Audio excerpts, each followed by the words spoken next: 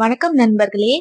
இன்னைக்கு நம்ம வீட்டு ஸ்டைல்ல ஒரு சுவையான மீன் குழம்பு செய்யறது எப்படின்னு தான் இந்த வீடியோல பார்க்க போறோம். இந்த மீன் குழம்பு சாதத்தோட வச்சு சாப்பிட்டீங்கன்னா பேசுறது கூட நம்ம வாய் திறக்க மாட்டோம். ஏன்னா இந்த டேஸ்ட்ல அந்த அளவுக்கு நம்ம மெய் மறந்து போயிடுவோம். அந்த மீன் குழம்பு எப்படி செய்யணும்னு தான் இந்த வீடியோல பார்க்கலாம் வாங்க. மண் சட்டியில தான் இந்த மீன் குழம்பு செய்ய போறோம். அதுக்கு தேவையான அளவு நல்லெண்ணெய் ஊத்திக்கலாம். நான் ஒரு 100 ml எண்ணெய் ஊத்திருக்கேன். இது கூடவே எண்ணெய் காஞ்சதும் கடுகு வெந்தயம் போட்டு தாளிச்சுக்கிறேன்.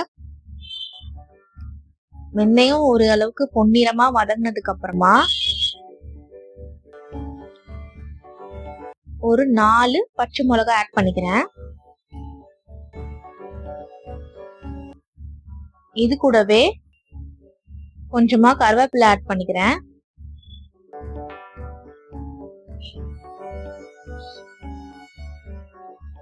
ஒரு 10 சின்ன வெங்காயம் கட் பண்ணி வச்சுக்கோங்க. அதுல ஒரு 5 தாளிச்சுக்கலாம்.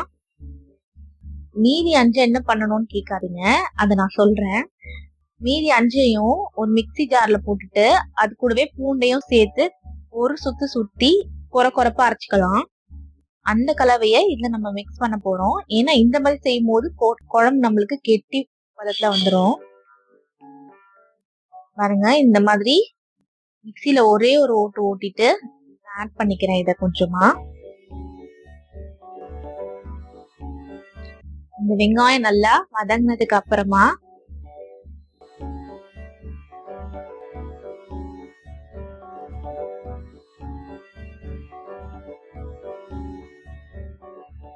ஒரு சிட்டிகை மஞ்சத்தூள் ஆட் பண்ணிக்கிறேன். மஞ்சத்தூள் சேர்த்து நல்லா வதக்கிக்கலாம். இப்போ தக்காளி 2 தக்காளிய பெரிய சைஸ் தக்காளிய மிக்சியில ஓட்டிட்டு இந்த மாதிரி குழஞ்சதுக்கு அப்புறமா நான் இதுல ஆட் பண்ணிக்கிறேன்.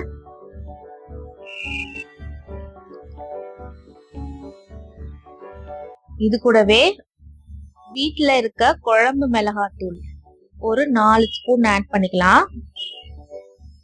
காஷ்மீரி சில்லி பவுடர் வீட்டுல அரைச்சது அது ஒரு 2 ஸ்பூன் ஆட் பண்ணிக்கிறேன் கலருக்காக. நம்ம வீட்டுல அரைக்கிற குழம்பு மிளகாத்தூள்லயே எல்லாமே வந்துடும். தனியாத்தூள், ஜீரகம், சோம்பு எல்லாமே கலந்துருக்கிறதுனால அது மட்டுமே ஆட் பண்ணாலே போதுமானதா இருக்கும். இந்த மாதிரி ஒரு கெட்டி பதத்துக்கு எல்லாம் ஒண்ணு திரண்டு வந்ததுக்கு அப்புறமா ஒரு நெல்லிக்காய் சைஸுக்கு தேவையான அளவுக்கு புளியை நம்ம கரைச்சி வச்சுக்கணும். முன்னாடியே அந்த புளி கரைசலை இதுல ஆட் பண்ணிக்கலாம்.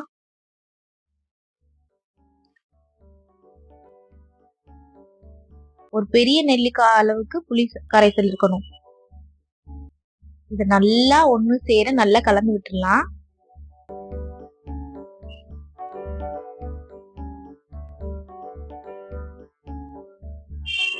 இப்போ ஒரு மீடியம் ஃப்ளேம்ல இது ஒரு 1/2 hour கொதிக்கணும்.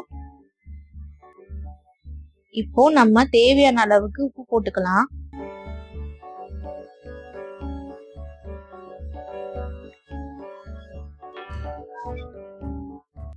இந்த மாதிரி நல்லா கொதிச்சு எண்ணெய் பிரிஞ்சு தனியா வரணும்.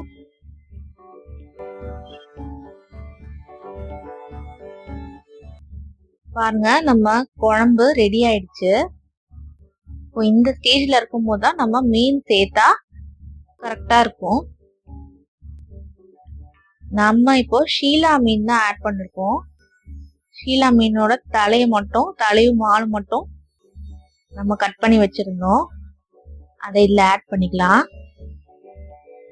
மீனை சேர்த்துட்டு ஒரு 5 நிமிஷம் இத நல்லா கொதிக்க விட்டுட்டு ஆஃப் பண்ணி மூடி போட்டு வச்சிடுங்க.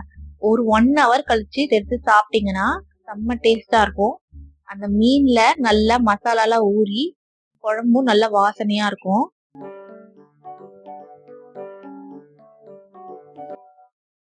அட்லீஸ்ட் ஒரு 1/2 hour இது ஊறணும் மீனுக்குள்ள.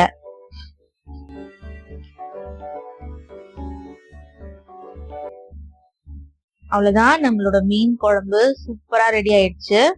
கண்டிப்பா நீங்களும் இந்த மாதிரி உங்க வீட்டுல செஞ்சுட்டு எங்களுக்கு சொல்லுங்க, கமெண்ட் பண்ணுங்க. கடைசியா கொத்தமல்லியை தூவி இறக்கிடலாம். இந்த வீடியோ உங்களுக்கு பிடிச்சிருந்ததுன்னா உங்க ஃப்ரெண்ட்ஸ் ஃபேமிலிக்கும் ஷேர் பண்ணுங்க. மறக்காம நம்ம சேனலை சப்ஸ்கிரைப் பண்ணிக்கோங்க. Thank you friends.